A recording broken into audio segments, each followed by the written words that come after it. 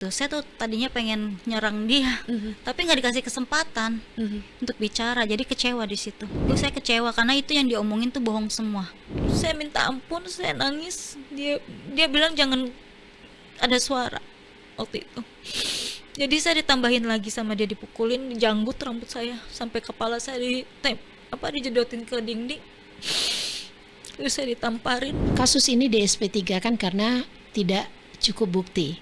Tapi kan hukum itu dibuat tidak untuk mempersulit ya. Orang tua kita kan nggak ngerti sirkus.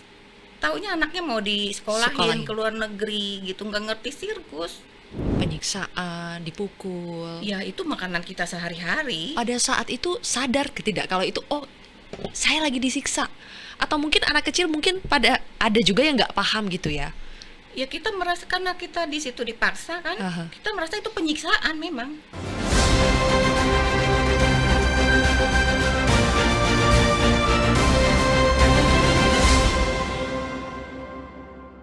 Halo teman-teman semua, ketemu lagi di podcast Si Paling Kontroversi. Kali ini podcast Si Paling Kontroversi juga mengangkat salah satu kasus yang sedang hangat-hangatnya diperbincangkan, kontroversial juga, dan banyak membuat publik kita terkejut karena kita pada tahun 2025 mendengar ada kisah yang rasa-rasanya tidak mungkin terjadi, tidak sesadis itu dalam hal kemanusiaan. Kita mendengar ada penyiksaan yang luar biasa yang dialami oleh anak-anak manusia, dan kita tidak menyangka bahwa penyiksaannya yang digambarkan itu separah itu. Dan mereka ex karyawan atau pemain sirkus dari OCI, Oriental Circus Indonesia, yang sekarang sebetulnya sudah tidak ada lagi OCI-nya, yang masyarakat tahu mungkin sekarang adalah Taman Safari Indonesia.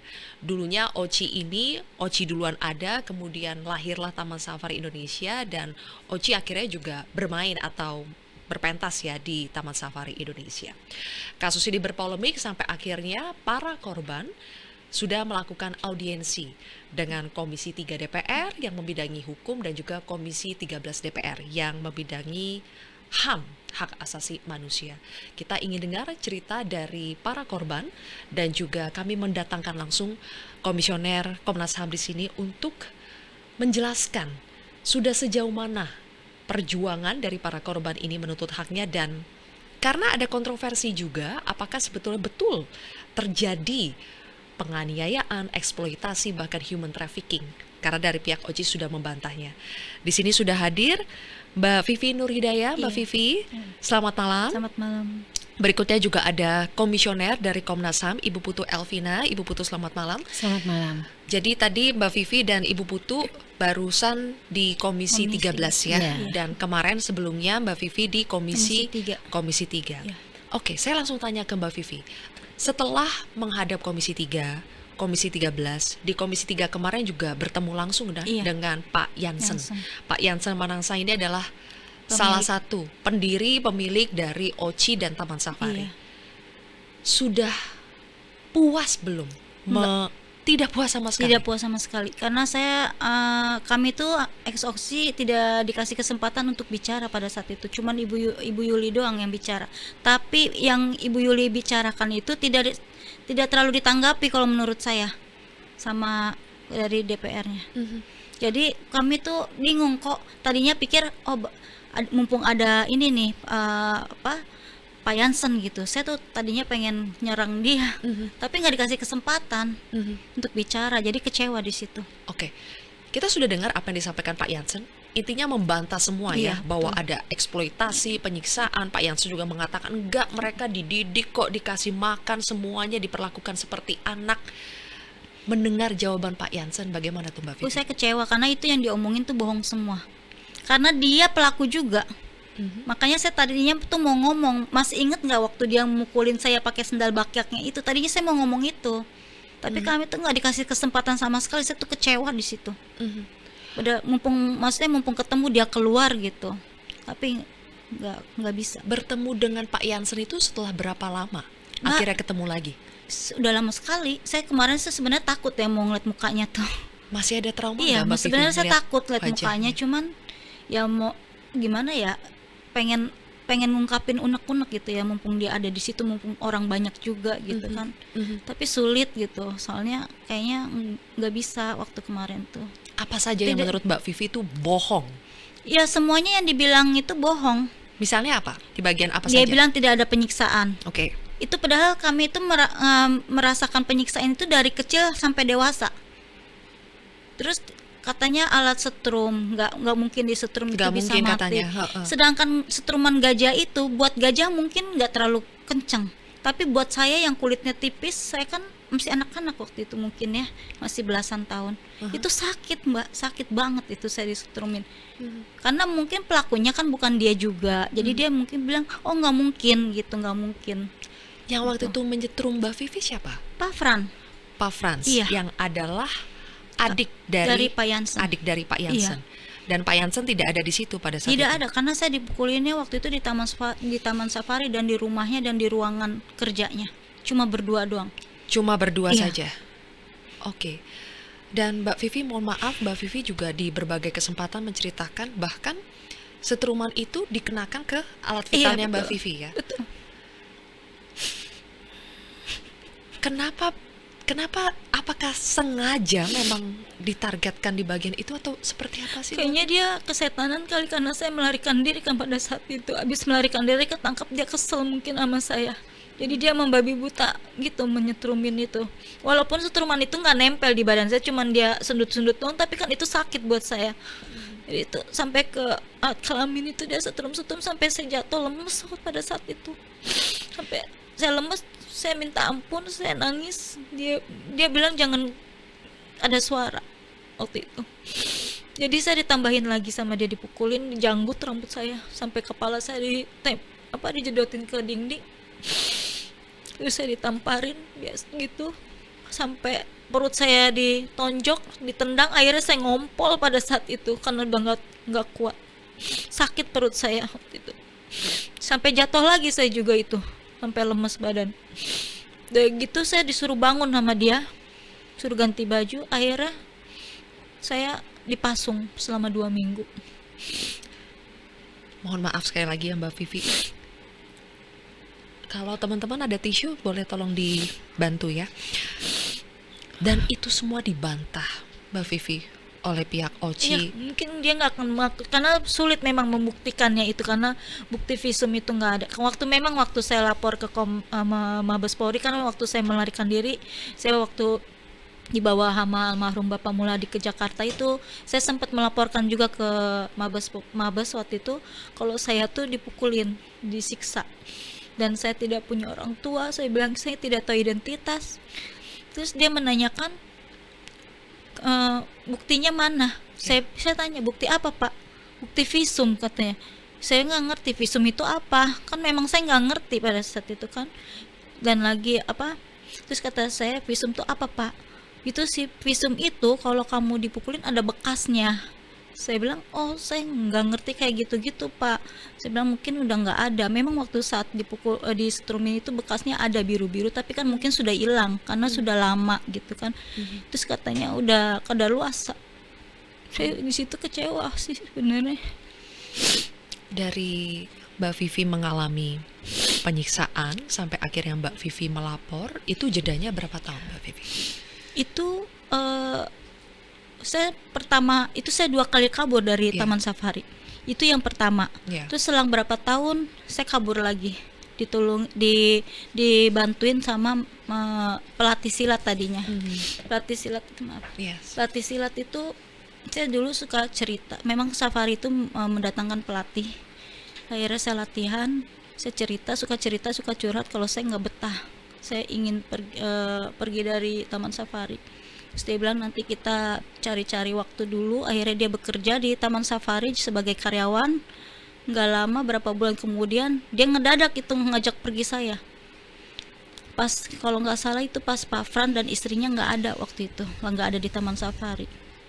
Saya dibawa pakai mobil sama teman-temannya, langsung dibawa ke Semarang. Di situ saya nggak ketangkep lagi, tapi saya dicariin. Saya merasa terancam. Sampai kakaknya pun yang rumahnya di daerah Bogor didatengin malam-malam sama orang Safari, katanya bawa pistol. Sampai dia ketakutan, Mhm. dia bilang, Vivi mana kata gitu.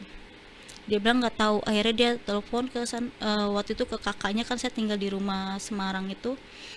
Vivi dicariin katanya. Saya bilang, aduh saya gimana dicariin, saya takut kalau balik lagi pasti saya habis, saya bilang dipukulin. Udah kalau kamu nikah dulu aja, tapi diurusin. Saya nikah di Kebumen waktu itu. Terus masuk Islam dulu, terus habis masuk Islam nama saya diganti, terus baru saya nikah. Kan ditanyain lagi pas mau nikah, kamu nama orang tua siapa?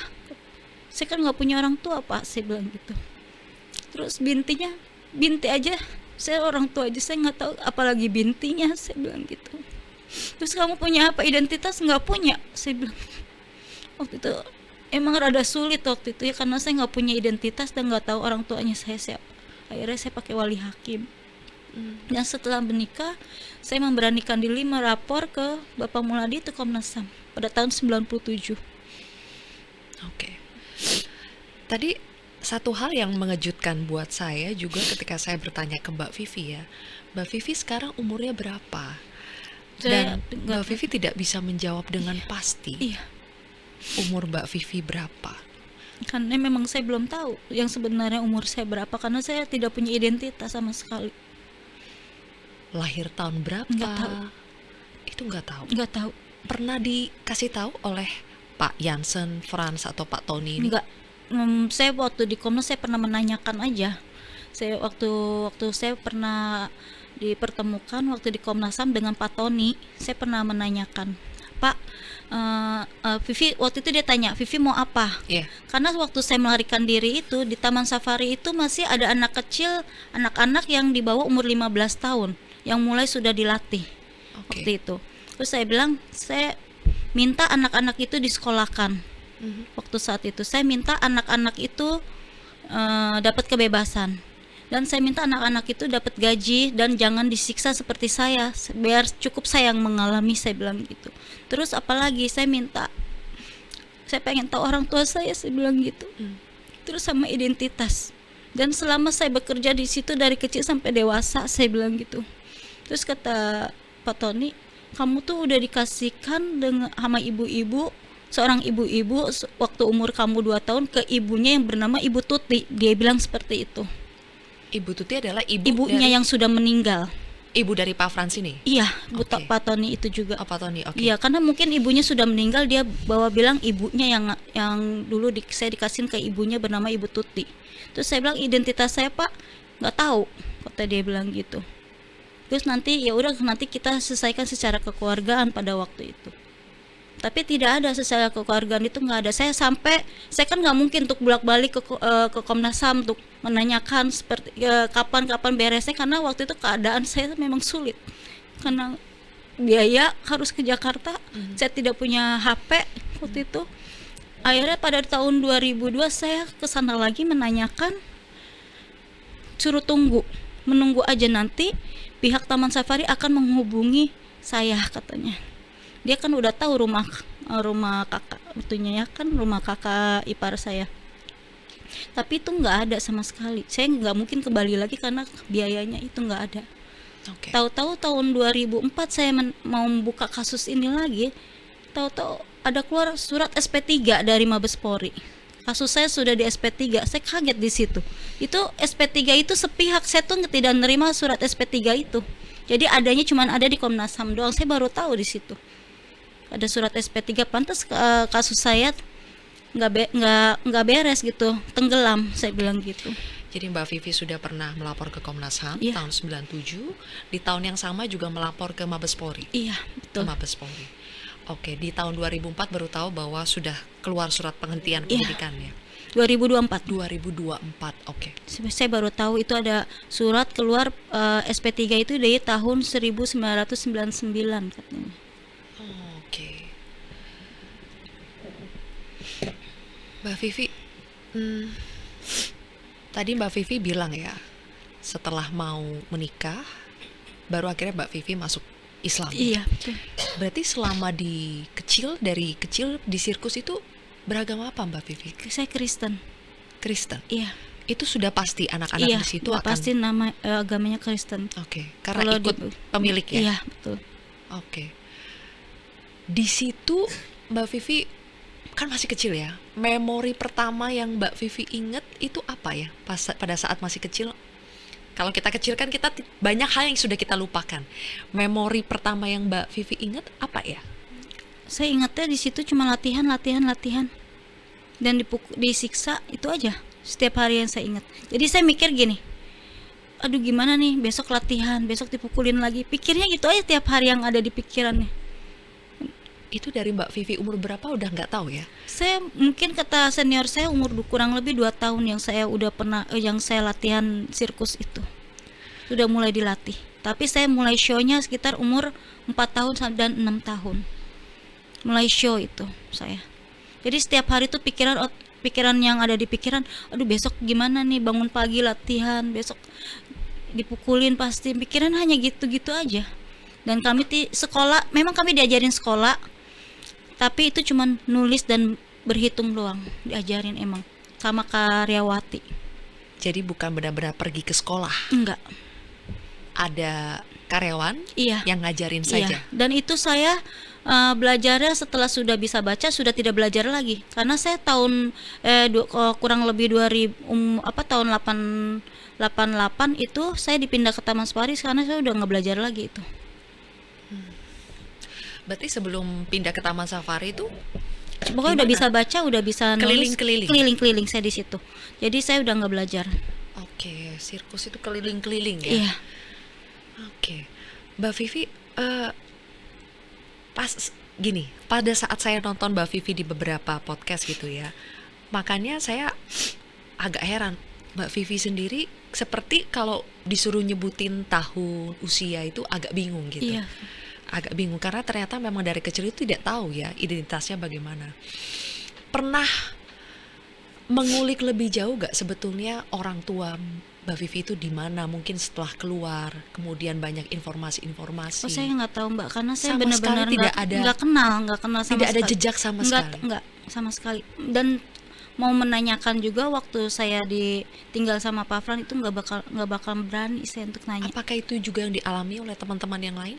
Ya, Pada tidak tahu identitas masing-masing. ada yang sebagian udah ketemu orang tuanya, ada yang sebagian belum ketemu orang tuanya. Yang bisa ketemu itu biasanya yang apa? Karena orang tuanya yang mencari sendiri. Enggak, mereka mencari sendiri. Kayak Ida itu orang tuanya sebenarnya waktu sebelum dia lumpuh itu, sebelum dia jatuh, orang tuanya udah pernah mencari dia, mencari terus, tapi Ida itu diumpetin. Seingat saya Ida itu diumpetin di Taman Safari dengan saya waktu itu. Saya bilang gini, Ida kamu kenapa ada di sini? Dengar-dengar keluarga gue ada yang nyariin, kata dia bilang gitu. Tapi selang berapa hari Ida dibawa lagi ke sirkus. Nah nggak lama kemudian saya kaget Ida tuh jatuh. Iya. Cerita yang disampaikan oleh Pak Jansen di Komisi 3 kemarin itu kan banyak cerita soal bagaimana mereka itu merawat Ida ya. Ketika Ida jatuh, Ida dibawa ke rumah sakit, dioperasi, dikasih fisioterapi. Pokoknya kisah Ida ini menjadi contoh bahwa sebetulnya mereka tidak melakukan penganiayaan, Ida mereka itu- merawat. Bukan sebenarnya Ida tidak memungkiri kalau Ida itu tidak dirawat dengan mereka. Ida benar dibawa pakai pesawat, dioperasi di Jakarta. Dia dapat terapi di rumah Pondok Indah itu. Dia boleh keluarganya menengoki sekali-sekali, tapi dia boleh menengoki Ida itu setelah Ida sudah cacat. Maksudnya udah lumpuh. Sebelum dia lumpuh itu dia tidak boleh bertemu dengan orang tuanya. Dan Ida tidak memungkiri bahwa Ida itu memang dapat perawatan saat itu. Tapi setelah waktu kasus 97 itu dia kan membantu saya untuk menjadi saksi bahwa dia tuh korban juga sebenarnya di orientasi sirkus itu. Dia pernah dari kecil sampai dia sebelum kecelakaan itu kan dia tidak pernah dapat maksudnya gajinya gitu. Yang itu yang maksudnya yang Ida tuntut itu setelah dia habis membantu saya, terus dia dimarahin, dia merasa nggak nyaman, dia disuruh tulis tanda tangan pengunduran diri, dan di situ dia tidak dapat kompensasi dari situ. Maksudnya yang Ida tuntut itu setelahnya gitu. Mbak Vivi selama bekerja jadi pemain sirkus itu nggak pernah dapat gaji? Enggak sama sekali. Pernah dapat uang apapun nggak? Kalau saya enggak, belum pernah. Belum pernah Belum sama pernah sekali. saya. Karena mungkin saya masih kecil, dia pikir. Tapi kan sampai dewasa kan Mbak Mbak Vivi di situ? Iya, saya enggak di orientasi sirkus sekitar umur mungkin 11 apa 12 tahun saya dipindah ke Taman Safari. Dan Oke. di Taman Safari pun saya tahun 96 mungkin baru beberapa kali saya dapat memang dikasih uang jajan. Itu saya ingat saya beli pizza waktu itu. Itu pertama kali. Iya, itu uang jajan. Uang jajan tapi Iya. istilahnya. Tapi beli pizza cuma berapa ya, 2.500 kalau nggak salah itu. Kadang-kadang memang saya suka nggak boleh ngambil nggak bayar gitu boleh. Oke. Total berapa tahun Mbak Vivi? Ingat nggak berapa tahun ya pas jadi pemain sirkus itu bersama dengan Oci maupun yang di Taman Safari? Kalau dihitung itu mungkin sekitar 19 apa 20 tahun nih. Jadi pas yang kabur terakhir itu di Iya, usia tahun berapa kira-kira? 96. Mungkin di usia saya sekitar 20-an apa 20 berapa saya nggak tahu juga sih. Oke. Gitu. Ada satu argumen dari Pak Jansen. Dia mengatakan bahwa bentuk sayang bagaimana mereka itu memperlakukan para pemain sirkus ini sebagai anak adalah ada kok foto-foto misalnya merayakan ulang Itu tahun. bukan. Itu bukan ulang tahun saya, itu ulang tahun anaknya. Saya ingat itu ulang tahun anaknya Pak Fran yang paling kecil. Jadi dia ulang tahun, dia aja tidak sampai sedetik ini belum bisa kasih identitas saya. Gimana dia bisa tahu ulang tahun saya umur 11 tahun. Itu foto waktu itu anaknya Pak Frans ulang tahun yang kecil. Saya disuruh foto di kue itu, namanya anak-anak disuruh foto ya seneng aja. Mhm. Ya itu bohong banget deh. Tidak Vivi- tidak pernah dirayain ulang tahun. Orang dia aja belum sampai sekarang belum ngasih identitas saya, kok dia bisa tahu itu umur saya 11 tahun. Jadi tidak pernah ya Nggak ada yang ada. dirayakan ulang Nggak tahunnya ada. di situ. Nggak ada. Mbak Vivi bawa foto-fotonya juga ya ketika Iya, masih ini- berada di Di sirkus. sirkus itu. Boleh kami lihat Mbak Vivi apa saja ditunjukkan ke kamera? Yang katanya anaknya hanya 20. Ya, Di sini foto-foto ada. Ini kalau dihitung sudah berapa?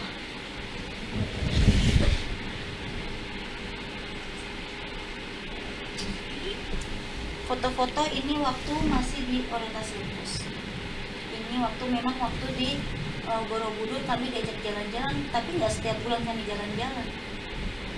sepertinya Mbak Vivi tetap harus mendekat ke mic bicaranya. Jadi ini ada foto apa saja Mbak Vivi? Ini foto waktu Yang di Borobudur itu? Borobudur ada. Aha. Itu tidak setiap bulan juga kami jalan-jalan, enggak. Itu waktu itu seingat saya waktu itu ada anaknya yang liburan ke sirkus dan kami diajak jalan-jalan, hanya itu doang. Dan Pernah sekali-sekali diajak jalan-jalan iya, ya? Pernah. Oke. Gitu. Semuanya Tapi tidak tiap bulan ya. Ini Iya, anak-anak semua ini.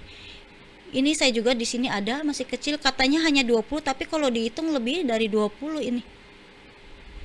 Mbak Vivi yang mana Mbak Vivi? Ada tidak Saya di sana? ini ada di sini. Gimana ya? Ini saya ada di sini. Masih kecil. Nyempil. Foto-foto ketika sirkus ya? Iya. Jadi pemain sirkus ya? Iya. Ini atraksinya kalau menurut Oke. saya berbahaya. Mhm. Kami tidak ada pengamanan. Oh, tidak ada pengamanan? Tidak. Jadi kalau main balet tali itu di atasnya diikat, bawahnya tidak ada pengamanan. Saya tuh main di atas gigi sama gigi gigit besi, di bawahnya gigit lagi, itu muter. Kekuatan gigi doang. Di atas kekuatan gigi, di bawah kekuatan gigi. Itu tidak ada pengaman bawahnya.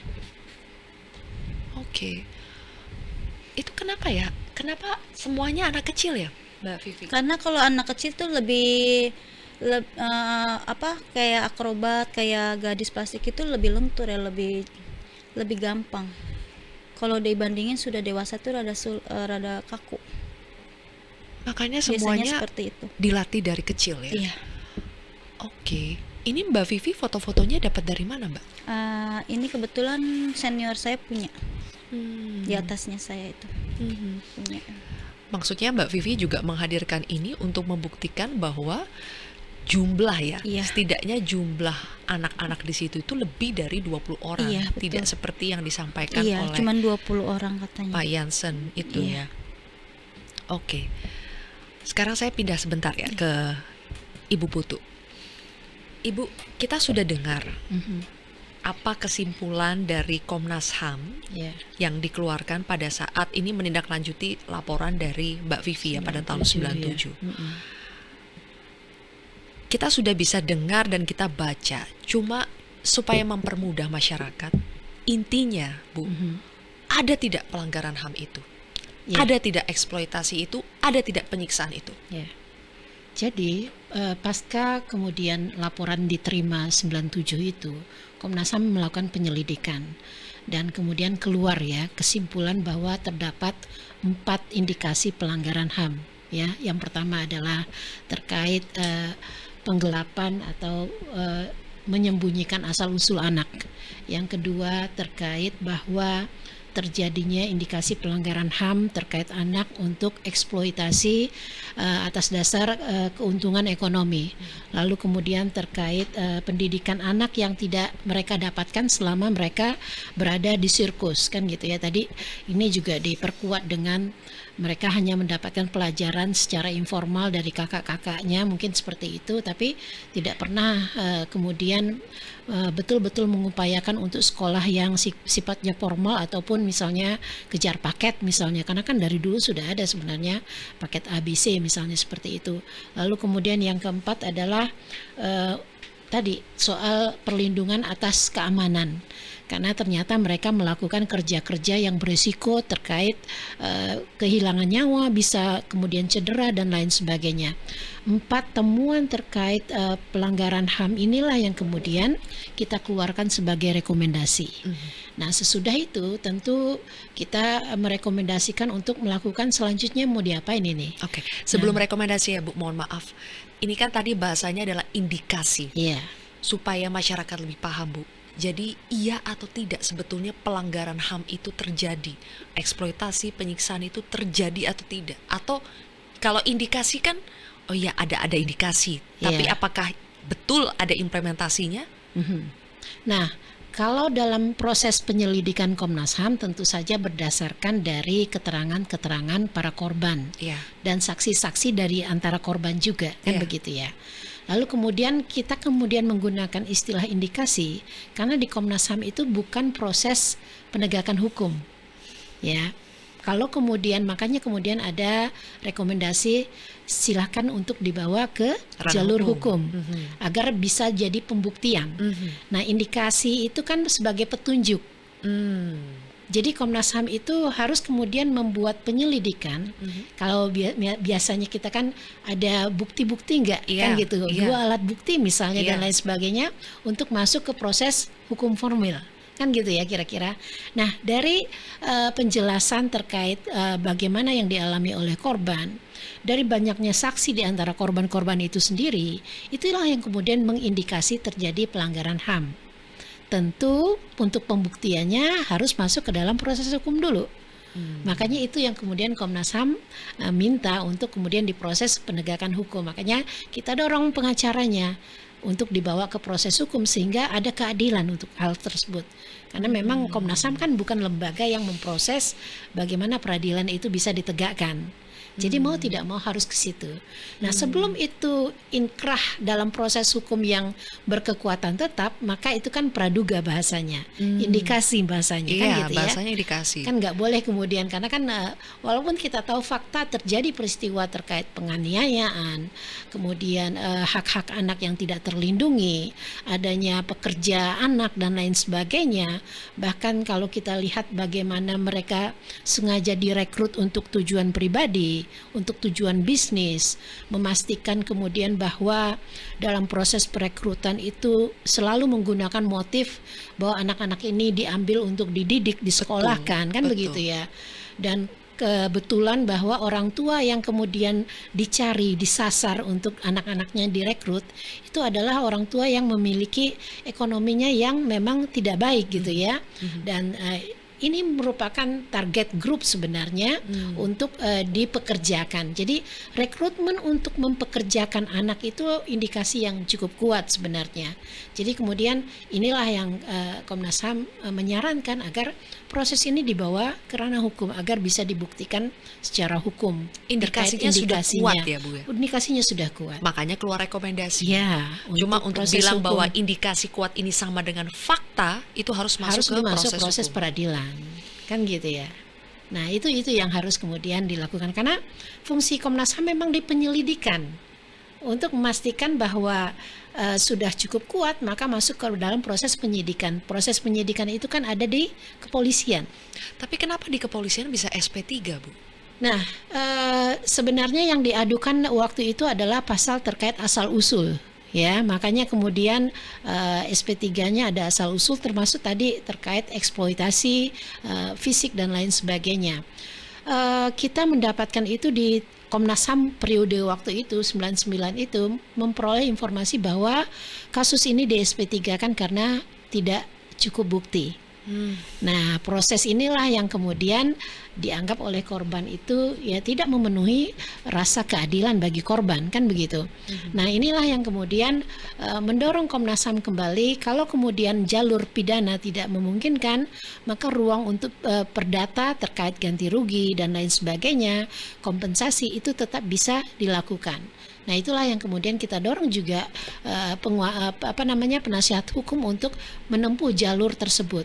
Nah, pada saat keluar 97 itu rekomendasi Komnas HAM terkait hak-hak yang dilanggar pada anak-anak waktu itu, ditindaklanjuti juga oleh dinas-dinas terkait, misalnya Dinas Sosial, Dinas Pendidikan Kota Bogor, Kabupaten Bogor saat itu, lalu kemudian kita merekomendasikan ke beberapa kementerian juga.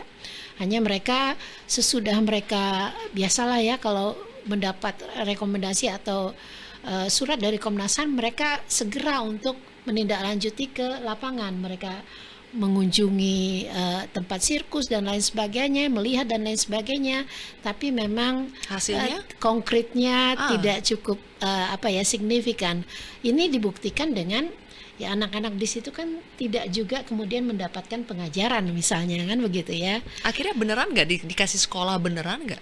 Sekolah formal gitu bener? Di data mungkin saat itu ya catatan terkait itu memang belum konkret yang kita terima terkait apa yang sudah dilakukan. Tapi dari hasil komunikasi saat itu mereka mengatakan bahwa kami sudah melakukan kunjungan di tempat terjadinya perkara dan kami juga sudah menyarankan untuk paket dan lain sebagainya.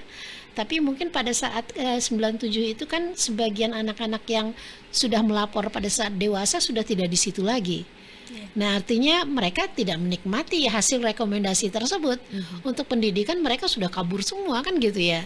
Apakah yang tetap berada di sirkus itu kemudian mendapatkan intervensi untuk pendidikan, itu yang juga belum dapat gitu.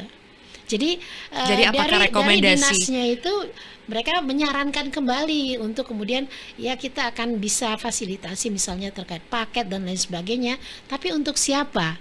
Ya. Nah, ini kan apakah untuk yang sekarang sudah dewasa waktu 97 itu? Jadi kesimpulan itu Komnas HAM sebetulnya OCI itu melaksanakan tidak akhirnya rekomendasi-rekomendasi. Jadi pada saat kemudian laporan kedua datang ya, teman-teman korban mengatakan mereka OCI tidak melakukan rekomendasi Komnas HAM tersebut. Yang mana yang tidak dilakukan? 4 tadi itu. Semuanya tidak dilakukan? Iya, jadi korban mengatakan tidak dilakukan. Rekomendasi Komnas HAM itu tidak dijalankan. Nah, lalu kemudian ada kuasa hukum yang tahun berapa mengatakan kami menjalankan kok terkait misalnya hak asal usul ya, dengan cara mengiklankan di surat kabar terkait misalnya mencari orang tua dan lain sebagainya. Itu ada, fisiknya kami tidak tahu, tapi OCI mengatakan mereka sudah lakukan itu untuk mengiklankan di surat kabar. Nah, buktinya ada tidak? Bukti surat kabar? Belum dapat itu. Saya belum dapat dokumennya terkait kejadian 97 itu.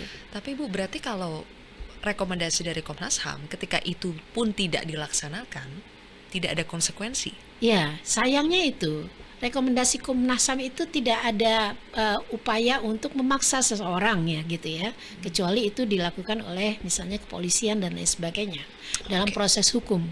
Ya. Nah, ini yang disayangkan sebenarnya. Maka kemudian pada saat berkali-kali laporan terakhir itu yang di 2024 ya, menyatakan hal yang sama, tapi kemudian pihak kuasa hukum lebih mencari upaya melalui jalur perdata. Oke. Nah, Nah, itu yang itu yang ingin kemudian saya tanyakan selanjutnya ya, Mbak Vivi. Ketika kasus yang sudah lama puluhan tahun ini kemudian muncul lagi di permukaan, pihak dari OCI, mungkin Mbak Vivi juga sudah mendengar ketika ditanya, menurut pihak OCI motif mereka ini muncul lagi itu apa? Dan jawaban pada saat itu dari salah satu anak ya, dari pemilik ini mengatakan, mungkin karena ada motif mereka ini seperti disuruh Orang ketiga. orang ketiga yang ingin memanfaatkan mereka. Mm-mm. Sebenarnya ada tidak itu? Sebenarnya Mbak Vivi? gini, saya kan dulu sudah lama semenjak kasus itu komunikasi memang nggak ada karena belum punya HP. Setelah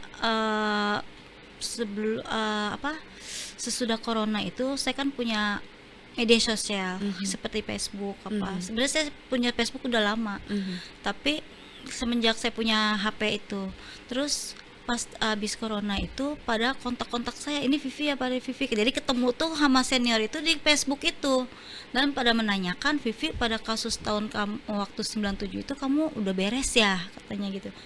Terus udah tahu belum, udah tahu dong katanya, orang tua, identitas. Saya kaget, kok kata siapa, kamu udah dapat kompensasi meren, kata udah kekeluargaan kan, memang mau diselesaikan secara kekeluargaan. Kamu kata siapa? Iya kan pada tahun 97 itu kan rekomendasi dari Komnas HAM udah ada, katanya gitu. Enggak, saya demi Allah, saya bilang saya tidak dapat apa-apa dan saya belum sampai detik ini pun saya belum tahu orang tua saya di mana. Saya bilang gitu. Oh ya udah, kalau belum ya kita up lagi aja. Tapi memang setelah itu kita tuh berusaha secara kekeluargaan sama pihak Taman Safari sebelum ini viral. Berusahanya gimana, Mbak? Ngirim surat. Emang Oke. waktu itu kita punya lawyer namanya Aris Yahaan itu, dan mengirim surat kepada pihak somasi ke pihak Taman Safari itu sebenarnya ingin kekeluargaan. Oke. Nah, itu yang makanya keluar nilai 3,1 M itu. Betul. Itu untuk 8 orang. 8 orang. Iya, sebenarnya itu untuk 8 orang. Itu tadinya mau kekeluargaan aja karena mereka kan menjanjikan kekeluargaan. Pikir kita kan mereka itu orang tua ya. Ternyata itu kita dibilang memeras. Iya. Nah, itu setelah kasus lama-lama kasusnya kan kami bingung mau mengadu kemana. Kayaknya kalau nggak viral sulit untuk up lagi. Dan akhirnya teman senior saya nyari lihat-lihat di Facebook, di TikTok ada Cak Soleh, dan akhirnya dikontak Cak Soleh, bertemu dengan teman saya yang bernama Lisa, dan akhirnya Cak Soleh itu tertarik dengan kasus ini. Terus akhirnya dia bilang, ayo saya bantu, nanti setelah Lebaran kita ke DPR. Oke. Dia bilang gitu, nanti kita ketemu sama Menkumham. Ternyata Menkumhamnya kan temennya juga.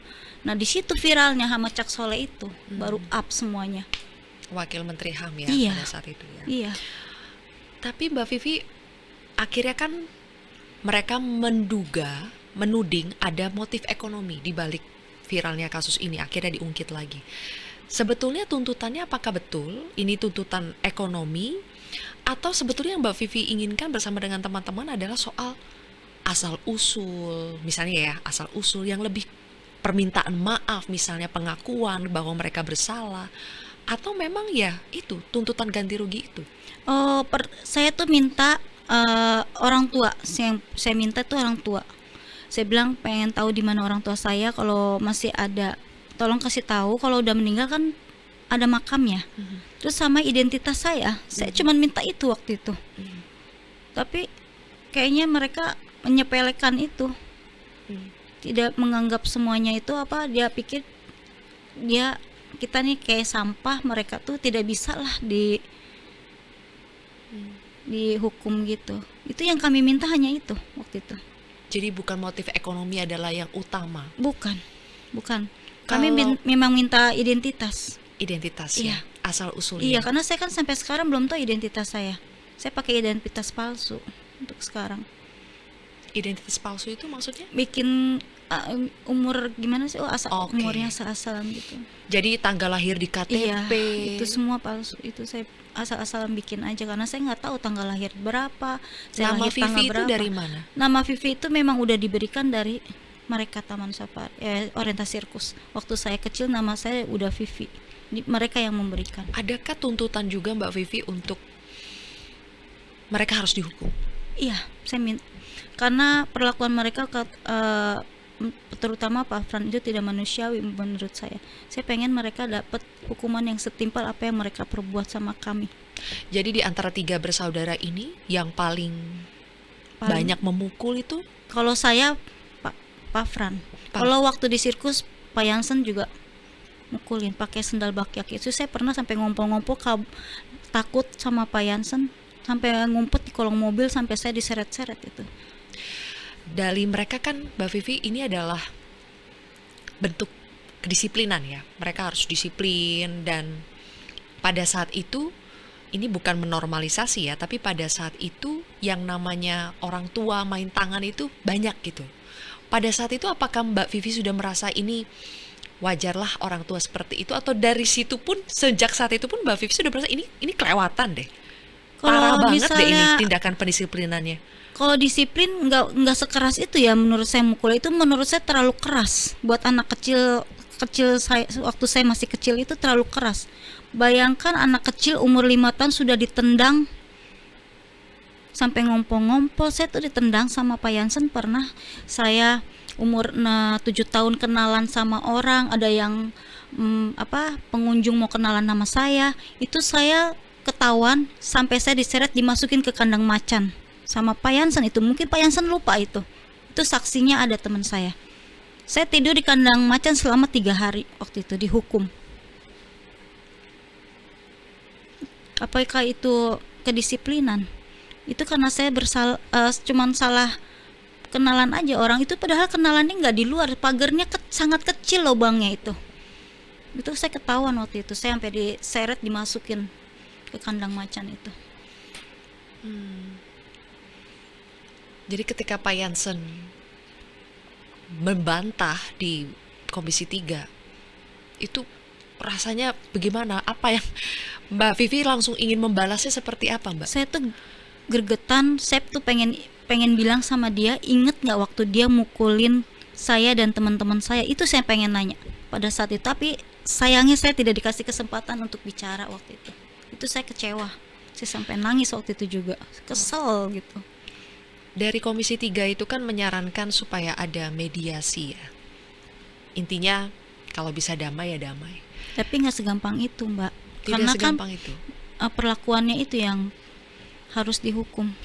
Karena itu terlalu, menurut saya nggak terima, saya sakit hati itu. Sampai kapanpun saya sakit hati, dia harus dihukum yang setimpal atas perbuatannya. Dan Mbak Vivi ini orang pertama ya yang melaporkan. Iya. Ya?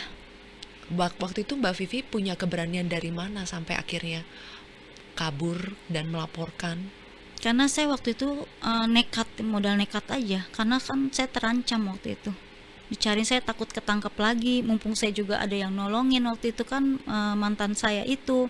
Saya modal nekat aja waktu itu.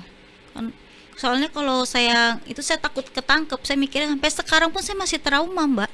Mau kemana-mana pun saya masih takut, harus ditemenin. Padahal nggak mungkin dia nyulik saya, kayak yang saya selalu berpikir ada yang ngikutin saya, padahal itu nggak ya. Situ masih traumanya sampai sekarang itu, gara-gara saya ketangkep dipukulin, itu saya masih trauma sampai sekarang. Oke. Bu Putu, selain Mbak Vivi, para pendengar podcast juga ada satu lagi ya, salah satu korban lagi yang ikut hadir di sini. Mbak Vivi, boleh ya kita bertukar tempat dulu. Terima kasih ya Mbak Vivi. Sama-sama. Sudah berbagi bersama kami. Dan salah satunya juga temannya Mbak Vivi adalah Mbak Yuli Magdalena Yuli.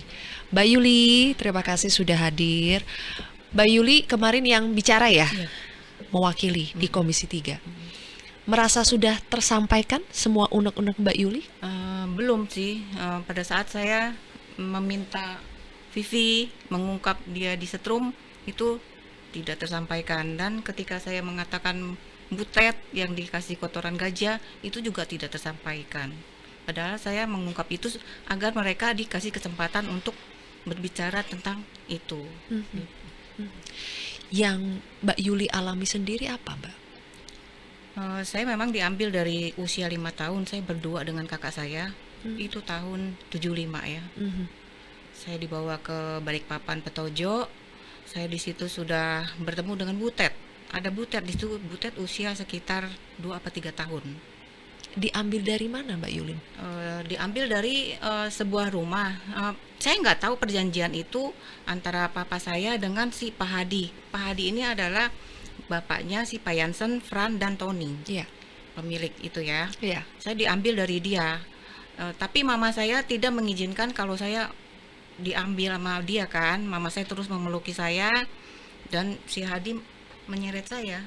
Itu berdua Mbak Yuli dengan kakak saya. ingat betul Ingat, saya ingat betul. peristiwa Saya itu? nangis nggak mau, karena saya orang kampung, saya embung gitu, nggak mau gitu, embung.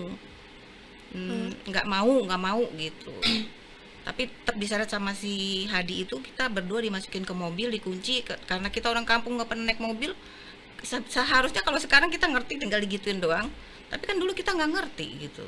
Dikunci, kita cuma tendang-tendang doang dari dalam mobil itu. Lalu kita dibawa ke rumah itu, Petojo situ, Balikpapan. Orang tua Mbak Yuli Nggak ikut. melawan juga tidak pada saat Ketika saya dipegangin, si Pak Hadi itu sempat mengancam mama saya, bilang lepasin apa? nggak anak lu, lepasin gitu. Karena mungkin udah ada perjanjian dengan papa saya, apa itu bunyinya saya nggak tahu. Saya tahu ada perjanjian itu ketika 97 itu terbongkar kan, kita bergabung sama Vivi pada saat itu jadi saksi dan korban di itu. Saya bawa kan papa saya, karena 87 itu saya udah bertemu kan dengan papa saya. Oke. Karena saya menemukan sebuah kertas yang tadi saya tunjukkan ya Bu, itu Kertas apa itu, Mbak? semacam surat kenal lahir. Di situ tertulis saya dan kakak saya. Terus saya lihat di situ kan ada alamat kita. Saya mencari ketika sirkus itu main di Bekasi, Oke. Bisa ketemu surat itu di mana? di karavannya Pak Jansen.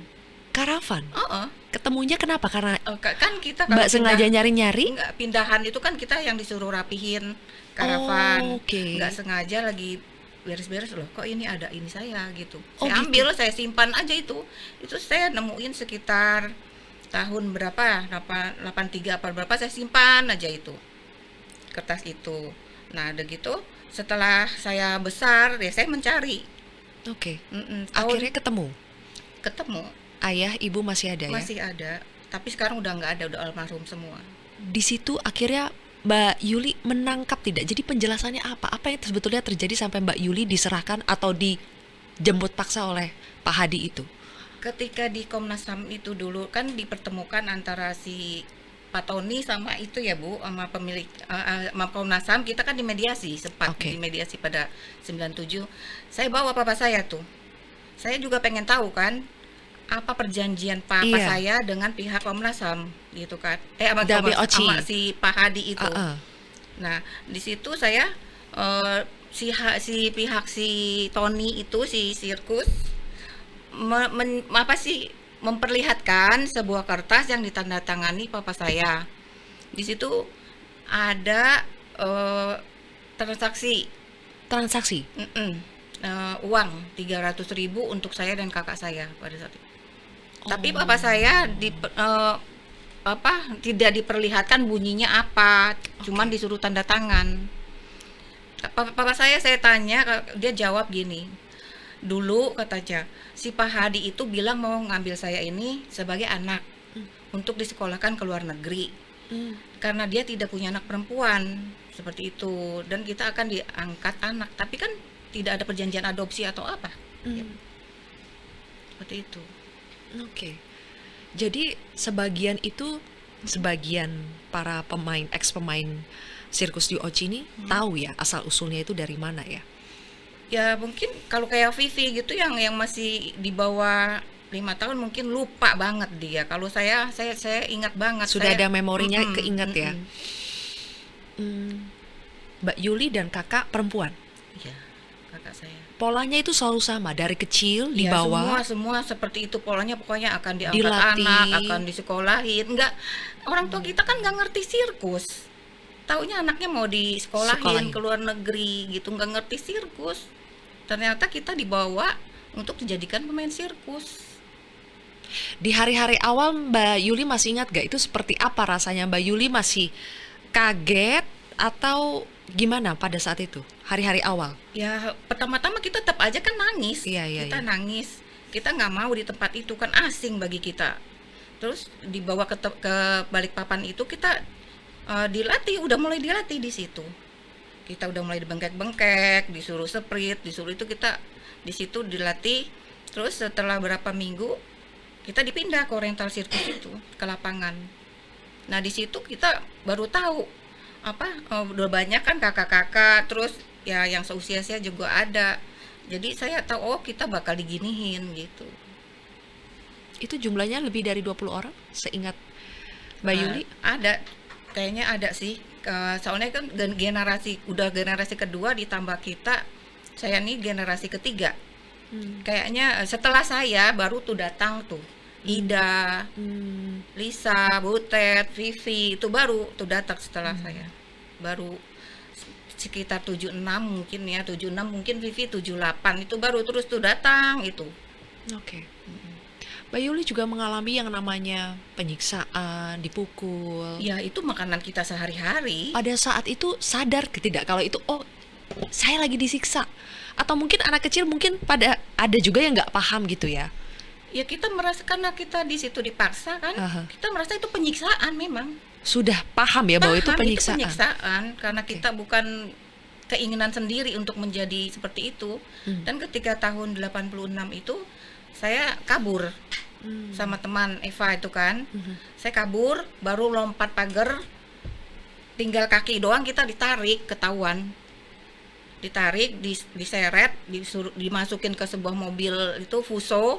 Di situ tempat tidur kami, Fuso itu, terus tempat ganti baju kami. Disitulah saya dipukuli sampai berdarah-berdarah. Eva juga teman saya sampai ada perlakuan itu, pelecehan. Ada pelecehan Ya, di situ. dialami oleh Saya dan teman saya Eva itu. Saya disuruh ganti baju sekitaran saya tahun 86 itu, saya sekitar umur 14-15 ya. 86 14 dilakukan 15. oleh Pak Fran. Pak Frans. Itu Yang ya kalau yang parah tuh ya Eva, dia katanya sampai disobekin bajunya, sampai dilakukan itulah pelecehan. itu ditemukan oleh Komnas HAM, Ibu, soal pelecehan seksual ini? Kalau Tidak, tahun karena tidak kata cerita. 97 itu kita belum mengungkap itu, karena kan teman kami Eva ini kan setelah kabur dari sirkus tahun 86 dikabarkan dia meninggal. Kita udah nggak tahu. Dia ini baru nongol lagi setelah kasus kita ramai. Kita kan ada posting di TikTok, ada posting. Itu dia nongol, Eva ini baru beberapa hari lalu. Jadi dia ngontak kita gitu. Baru ini gua masih hidup. Lah, kaget kan kita. Lu katanya udah meninggal. Enggak, gua masih hidup gitu. Disitulah baru saya berani gitu mengungkap, karena selama ini kan saya nggak berani mengungkap karena dia nggak ada gitu kan. Eva tuh nggak adanya, maksudnya dikabarkan dia meninggal, jadi saya nggak berani mengungkap. Tapi sekarang dia ada, dia juga bercerita sama saya pun, kita berbagi cerita, akhirnya saya berani mengungkap. Tadinya saya nggak berani mengungkap. Yang pelecehan seksual ini Ya. ya. Itu masing-masing menjadi saksi satu sama lain itu. Iya. Emang saya kan sama Eva kaburnya, terus kita dimasukin ke mobil Fuso itu, kita disiksa di situ, dipukulin, kita disuruh handstand, tangan di bawah kaki di atas, sambil ditendangin mukanya sampai ngucur-ngucur darah. Saya ingat itu.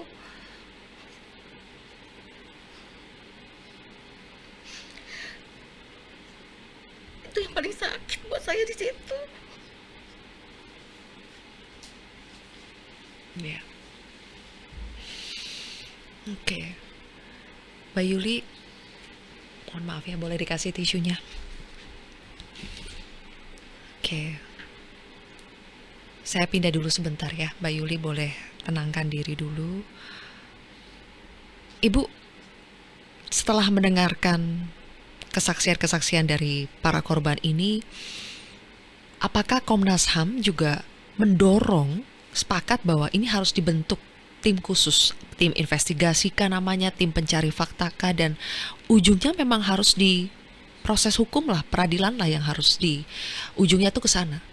Ya, pasti karena mengingat rekomendasi kita 97 itu tidak diapa-apakan ya, setidaknya ya. Beberapa bagian itu tidak terungkap, misalnya terkait asal-usul yang kemudian di SP3 kan dengan alasan tidak cukup bukti. Padahal kita mensinyalir orang yang merekrut nggak mungkin nggak tahu si A, si B, anak A, anak B itu berasal dari mana, kan gitu ya. Tapi sayangnya proses hukum itu tidak mengungkap dengan baik hal tersebut. Itu juga bagian dari kekecewaan, karena memang harapan terbesar dari korban itu kan ingin mengungkap identitas mereka dari mana, sehingga mereka bisa kembali ke rumah mereka, kan begitu. Nah, lalu kemudian pada saat tadi di Komisi 13 memang ada semangat dari atau support dari Komisi 13 untuk membentuk tim pencari fakta untuk melakukan upaya-upaya terkait misalnya bagaimana upaya untuk merehab korban dan lain sebagainya. Kami berpikir bahwa memang itu hak mereka. Nah, hak itu harus yang kemudian dipenuhi oleh negara. Jadi kami pada dasarnya apa yang kemudian nanti akan diputuskan oleh Komisi 13, apakah membuat tim dan lain sebagainya, Komnas HAM akan support. Dan Komnas HAM tentu saja dalam prosesnya nanti pada saat misalnya kementerian lembaga yang ditunjuk untuk bekerja memastikan bahwa hak-hak korban itu bisa terpenuhi, proses hukum itu bisa dilakukan, mendorong misalnya membuka kasus ini kembali, kan gitu ya, karena udah SP3, maka ini saya pikir menjadi representasi negara untuk mereka komitmen. Nah, apakah itu dijalankan? Nanti Komnas HAM akan memantau ini dijalankan nggak pasca komitmen itu ingin melakukan ABCDE misalnya. Nah, itu yang kami juga tunggu gitu. Pada dasarnya Komnas HAM akan support karena memang selama ini itu yang kami lakukan ya. Berkali-kali dilaporkan, beberapa kali komunikasi itu kita lakukan, kita rekomendasi dan lain sebagainya. Tapi bagi kami itu penyelesaiannya tidak komprehensif. Artinya sampai hari ini korban-korban tersebut masih belum mendapatkan keadilan. Kalau kita bicara terkait dugaan pasal terkait pelanggaran HAM yang seperti saya jelaskan tadi, maka beberapa kasus misalnya eksploitasi dugaan trafficking dan lain sebagainya. Iya, human trafficking tidak apa yang dialami oleh karena kan mereka sengaja merekrut.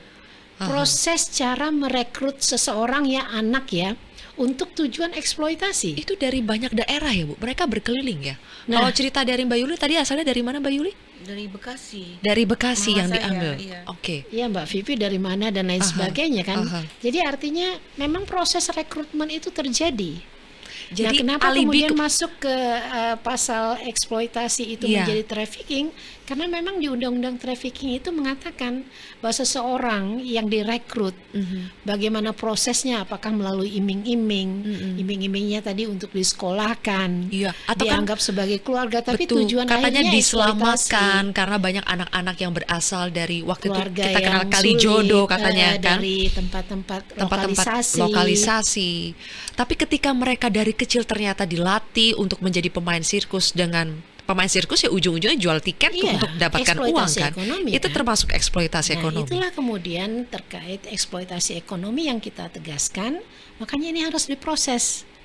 Nah, ini yang kemudian tidak diproses. Yang diproses waktu itu hanya pasal 277 terkait asal usul, yang itu juga kemudian di SP3 kan. Nah kan berarti kan sayang ya.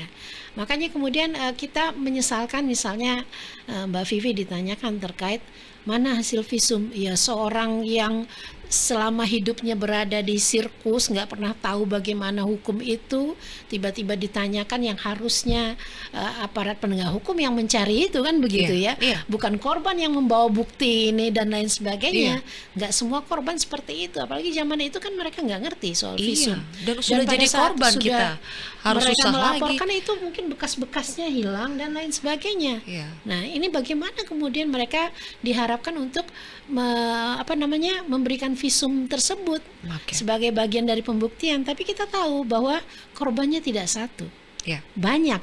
Mereka bisa saling bersaksi, Iya. saksinya lebih dari satu, kan gitu ya. Iya. Seperti ini kasusnya dengan Eva tadi kan, mereka berada dalam situasi yang sama, mengalami pelecehan seksual dan lain sebagainya. Makanya kemudian kalau kita bicara terkait tuntutan perdata mereka 3,5 miliar, itu terlalu kecil kalau dibandingkan dengan pengalaman fisik terkait hukuman fisik yang dialami oleh mereka, kekerasan dan penyiksaan yang dialami oleh mereka, hilangnya masa anak-anak, hilangnya Iya. kesempatan untuk memperoleh pendidikan, hilangnya kesempatan untuk mendapat kasih sayang dan lain sebagainya, itu nggak bisa diukur dengan Iya. nilai nominal tertentu. Betul. Begitu. Dan mereka hidup selamanya dengan memori buruk Yang itu. seperti itu. Jadi makanya kemudian ini sangat complicated. Jadi kami tentu saja mendorong ini agar kemudian kalau Komisi 13 bisa membuka kembali, memastikan bahwa proses hukum berjalan, mengawal proses hukumnya, dan Iya. memastikan bahwa hak-hak korban itu terpenuhi, kami akan sangat senang. Itulah yang Dan kemudian harusnya kalau esensi ada keadilan. niat tidak ada yang sulit ya, Bu. Sulit. Meskipun ini katanya sudah 30-an tahun yang lalu. Iya. Ya kan? Dan tidak ada bukti. Kalau dulu sekarang bisa ada CCTV, ada visum dan lain-lain. Kalau dulu ini kan berarti kata para korban melawan katanya pihak OCI. Membuktikan mana yang benar, sebetulnya kalau dengan tools yang dimiliki sekarang tidak ada yang sulit harusnya kan, Iya, Bu. Meskipun betul. ini kasusnya sudah Sudah lama. cukup lama kan gitu ya. Oke. Nah, artinya dari pernyataan korban-korban ya setidaknya kita meyakini peristiwa itu ada. Ini hanya masalah pembuktian. Tapi kan hukum itu dibuat tidak untuk mempersulit ya, kan Harusnya. gitu ya, harusnya seperti itu. Ya. Untuk memastikan korban-korban yang sudah bertahun-tahun ini tidak berani speak up, Ya. pada saatnya mereka speak up, maka negara kemudian harus mensupport itu. Oke. Karena mereka tidak mungkin menjalani proses yang demikian panjang Oke. hanya untuk kemudian berbicara sesuatu yang mereka tidak alami, Ya. kan gitu. Nah, dalam premis inilah yang kemudian kami tentu saja mensupport apa yang kemudian akan dilakukan oleh Komisi 13 dengan ya tadi kita tahu ada Kementerian HAM yang juga sebagai penyelenggara negara, ada Kementerian PPPA ya terkait perempuan-perempuan korban ini. Ya. Nah, itu kan penyelenggara negara semua kan begitu ya. Baik. Jadi kami sangat senang itu, termasuk ya tadi Polri mendorong terkait upaya penegakan hukum, Oke. melihat kembali apa yang peristiwa yang terjadi, Ya. terkait saksi-saksi dan lain sebagainya. Oke. Nah, saya pikir itu adalah jalan yang terbaik. Baik, oke. Terakhir buat Mbak Yuli. Mbak Yuli, biasanya kan kalau korban ya, apalagi ini sudah puluhan tahun, banyak yang akhirnya itu lelah dan kemudian menyerah karena merasa perjuangannya sudah terlalu lama dan tidak mendapatkan ekspektasi. Kalau Mbak Yuli, bagaimana? Apakah merasa bahwa kali ini situasinya berbeda sehingga ini adalah kesempatan dan akan betul-betul fight sampai akhir untuk mendapatkan keadilan? Atau mungkin ada sisi yang sebetulnya sudah pasrah atau bagaimana, Mbak Yuli? Kita kan sekarang udah banyak bergabung dari teman-teman yang dulu nggak tahu kita pada mencar-mencar kan, kabur kita kan. Iya. Sekarang udah karena ada sosmed, kita jadi udah mulai bergabung bersatu lagi, ya kita akan lawan terus. Fight terus ya. Iya. Jadi kalau keadilan buat Mbak Yuli itu apa? Sampai apa ujungnya? Setidaknya gini ya, mereka dihukum. Oke. Ya, Dihukum. kita mikir memang di Taman Safari itu kan kata dia ada karyawan ribuan. Betul. Ya kan, bisa kan itu Taman Safari diambil alih dulu dengan negara atau bagaimana, tapi mereka dihukum gitu, dan hak-hak kita dipenuhi gitu. Baik, kalau begitu. Kita kawal terus bagaimana kelanjutan dari kasus ini ya. Terima kasih Ibu Putu, Mbak Yuli, terima kasih sudah berbagi bersama kami. Tadi juga ada Mbak Vivi yang sudah berbagi. Mudah-mudahan kita masih bisa berharap pada proses penegakan hukum di negeri ini ya. Semoga keadilan bisa terwujud di negeri ini. Terima kasih sekali lagi. Dan teman-teman, demikianlah akhir dari podcast Si Paling Kontroversi kali ini. Kita jumpa lagi di kesempatan berikutnya.